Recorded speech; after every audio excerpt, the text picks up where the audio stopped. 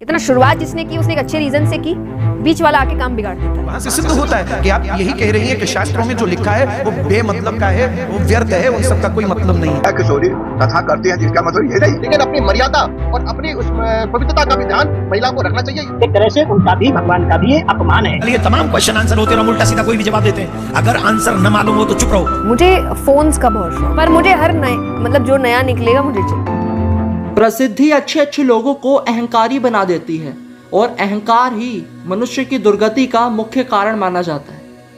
ये चीज़ मैं नहीं बोल रहा हूँ, लेकिन बहुत सारे लोग जया किशोरी जी के लिए कह रही हैं इस पॉडकास्ट के बाद। आपने जया किशोरी जी का ललन टॉप के साथ पॉडकास्ट तो देख ही लिया होगा, बहुत सारे उसमें व्यूज़ आए हैं और उसी पॉडकास्ट के बाद बहुत सारी कंट्रोवर्सी भी जन्म ले चुकी हैं।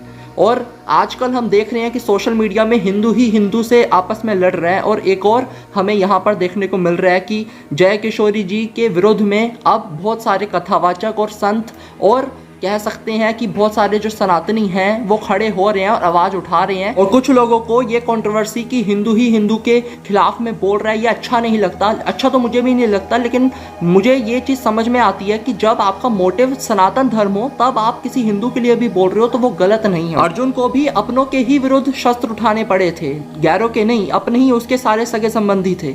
मोटिव क्या था? मोटिव धर्म की रक्षा थी। सबसे पहली क्लिप जो इस पॉडकास्ट की वायरल हो रही है, आप सबको पता होगा कि पीरियड्स के समय लड़कियों को मंदिर जाने के लिए मना किया जाता है। तो इसी पर जया किशोरी जी बोलती हैं और उनके वक्तव्य से ये समझ में आता है कि वो एट द एंड यही कह रही हैं कि नहीं, ऐसा कुछ नहीं है, मंदिर जा सकते हो आप।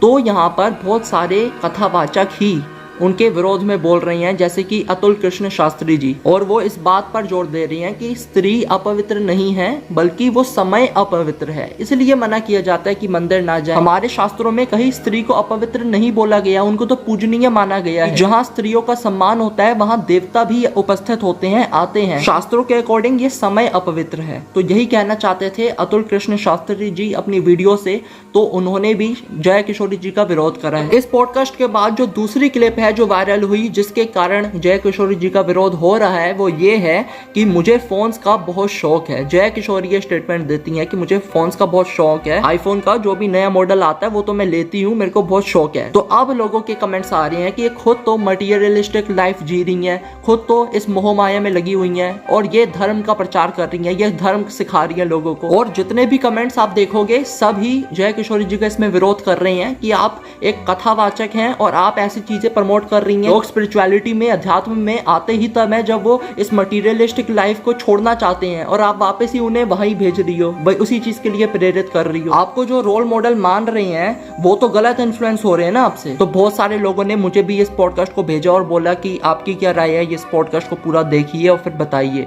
तो देखो, मैंने पूरे पॉडकास्ट को देखा है। पॉडकास्ट में उन्होंने कई अच्छी चीज भी बोली है, पहले तो हमें उस पर बात करनी चाहिए, फिर मैं आपको अपनी राय बताता हूँ। तो जब जया किशोरी जी से ये प्रश्न पूछा गया कि आप स्टैंड अप कॉमेडियंस को देखती हैं तो कौन से आपके फेवरेट स्टैंड अप कॉमेडियंस हैं, तो उन्होंने बहुत सारे कॉमेडियंस का नाम लिया, लेकिन उन्होंने मुनावर फारूकी का नाम नहीं लिया। तो मुझे पूरे पॉडकास्ट में यही अच्छी चीज लगी। तो अब मैं आपको अपनी राय बताता हूँ कि मुझे क्या लगता है कि जया किशोरी जी यहाँ पर सही है या गलत है, कहाँ पर सही है और कहाँ पर गलत है। सबसे पहले तो जया किशोरी जी ने जो वो स्टेटमेंट दी कि वो मंदिर जा सकती हैं उस समय, पीरियड्स के समय जो स्त्रियां हैं, तो मुझे लगता है कि ये सही नहीं है। जो शास्त्र में लिखा है आपको उसको मानना चाहिए। मैं यहाँ पर अतुल कृष्ण शास्त्री जी की बात से बिल्कुल सहमत हूँ, क्योंकि शास्त्रों में ये चीज लिखी है। कहीं ऐसा नहीं लिखा कि स्त्री अपवित्र है उस समय, लेकिन वो समय अपवित्र है तो है। स्त्रियों को हमारे सनातन धर्म में पूजा जाता है, तो कहीं से भी स्त्री अपवित्र नहीं है। हम सीताराम बोलते हैं, राधे श्याम बोलते हैं, तो स्त्री पूजनीय है, स्त्री सम्माननीय है, लेकिन जो वो समय है वो पूजनीय नहीं है, वो अपवित्र है। अब शास्त्रों में जो लिखा है उसको नहीं मानना, वो आपकी अपनी राय हो सकती है। और मुझे ऐसा लगता है कि जया किशोरी जी जिस पद में है,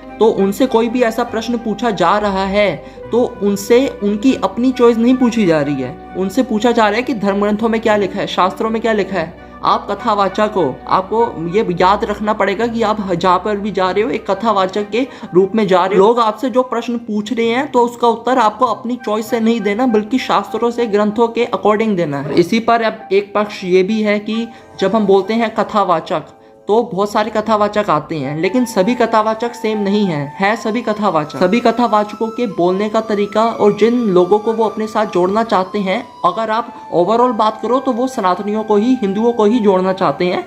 लेकिन एक होती है टारगेट ऑडियंस कि हम इन लोगों को स्पेशली अपने साथ जोड़ना चाहते हैं। अब जो जय किशोरी जी हैं, उनका टारगेट ऑडियंस मुझे ऐसा लगता है कि वो मॉडर्न लोगों को, जिन्होंने अभी तक भक्ति स्टार्ट ही नहीं करी, जिनका इंटरेस्ट ही नहीं है भक्ति में, उनको वो भक्ति में जोड़ना चाहती हैं, अपने साथ जोड़ना चाहती हैं। तो इसलिए जय किशोरी जी के मुख से आपने कई बार ये चीज़ सुनी होगी कि आपको मॉडर्न के साथ स्पिरिचुअल भी होना चाहिए, आपको बैलेंस में रखनी चाहिए अपनी स्पिरिचुअल लाइफ अपने मॉडर्न लाइफ के साथ। बट यहाँ पर भी जय किशोरी जी ने ये गलती कर दी कि ठीक है, आप ऐसी स्टेटमेंट दो जिससे मॉडर्न लोग आपसे जुड़ें, भक्ति में आए, सनातन धर्म से जुड़ें, और बहुत अच्छी बात है। लेकिन जब भी बात है शास्त्रों की, ग्रंथों की, तो आपको जो लिखा है उसको ही बताना है। उस टाइम आप इस उद्देश्य को पीछे कर दें कि मेरे से मॉडर्न लोग जुड़ेंगे या नहीं जुड़ेंगे। जब बात आ रही है शास्त्रों की, ग्रंथों की, कुछ चीज वहां पर लिखी है और वैसे ही प्रश्न पूछा गया है, तो आपको आंसर वहां से देना है। तब आप अगर अपनी चॉइस से ऐसा आंसर दोगी जिससे कि जो मॉडर्न लोग हैं उनको अच्छा लगेगा। हो सकता है मॉडर्न लोगों को ये सारी चीजें बहुत ज्यादा रिजिड लगे कि इस टाइम पर मंदिर नहीं जा सकते, इस टाइम पर यह नहीं कर सकते, इस टाइम पर वो नहीं कर सकते, लेकिन जो ग्रंथों में लिखा है वो लिखा है, आप इस चीज से पलट नहीं सकते। रही बात जो जय किशोरी जी ने फोन्स के बारे में बोला कि मुझे फोन्स का बहुत शौक है, और ये दिखाता है कि कितना मटीरियलिस्टिक लाइफ से इनका जुड़ाव है। क्या एक कथावाचक को ये सब चीजें शोभा देती हैं? आप स्वयं सोचिए। अब जो हमारे बाकी कथावाचक हैं, अब जो संत है, साधु संत है, प्रेमानंद जी हैं, प्रेमानंद महाराज जी भी सबसे पहले ये बोलते हैं कि आपको इन विषयों के सुख को त्यागना होगा।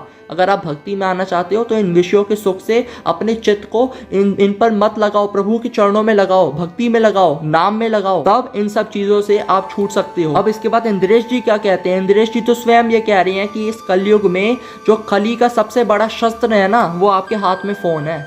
तो मुझे लगता है कि इतनी बड़ी स्टेटमेंट जो इंद्रेश जी दे रही हैं, प्रेमानंद जी महाराज स्वयं कह रहे हैं, इन विषय भोगों से अपनी बुद्धि को हटाओ, तो मुझे लगता है कि ये शोभा नहीं देता है कथावाचक को ये सारी चीज़ें बोलना कि मुझे फ़ोन्स का बहुत शौक है। ठीक है, पर्सनल लेवल में हो सकता है, लेकिन जब आप एक कथावाचक के तौर पर आप बुलाई गई हैं, आप जय किशोरी जी के नाम से नहीं बुलाई गई हैं, आप कथावाचक जय किशोरी जी के उससे बुलाए गए हो, तो आपको वहाँ पर वही चीज़ बोलनी है जो धर्म ग्रंथों के हिसाब से, जो अध्यात्म के हिसाब से सही हो। लोगों ने माना है हाँ ये कथावाचक है, बहुत बड़ी और धार्मिक है, तो धार्मिक या तो आप होइए या तो आप मॉडर्न होइए, मेरा तो यही मानना है। और केवल मेरा नहीं, प्रेमानंद महाराज जी और इतने सारे साधु संत, इतने सारे कथावाचकों का भी यही मानना है, क्योंकि जो सुख भक्ति में है वो सुख इस मॉडर्न होने में नहीं है। या तो आप इस भक्ति के सुख को भोग सकते हो, इसका आनंद उठा सकते हो, या तो आप इस मोहमाया के सुख का आनंद उठा सकते हो। मेरे हिसाब से और कथावाचकों के और साधु संतों के हिसाब से तो यही सत्य है। तो मैंने तो आज की वीडियो में अपना पक्ष भी रखा, सभी पक्षों को रखने का प्रयास किया। आप बताइए कमेंट्स में कि आपका क्या पक्ष है,